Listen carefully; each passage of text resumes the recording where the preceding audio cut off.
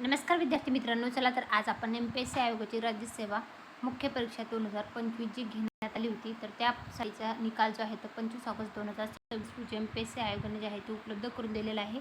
जाहिरात क्रमांक 1/2026 जी होती, तर त्यासाठीचे क्वालिफाय झालेले उमेदवार जे आहेत तर त्यांच्या नावाची यादी जी आहे तर जिल्हानिहाय प्रसिद्ध करण्यात आलेली। तर अमरावती विभागामधून 15 उमेदवार जे आहेत ते पात्र झालेले आहेत।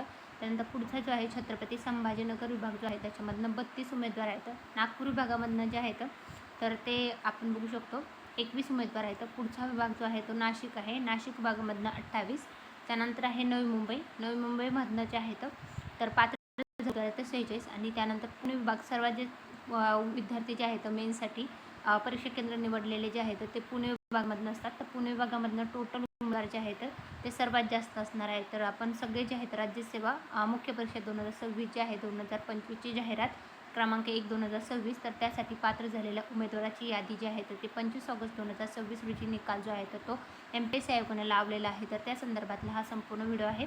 तर पुणे विभागामधनं सर्वाधिक उमेदवार जे आहेत ते पात्र झालेले आहेत। तर टोटल पुणे विभागामधनं पात्र झालेले उमेदवार 296 आहेत आणि पात्र उमेदवार जे आहेत टोटल 438 आहेत।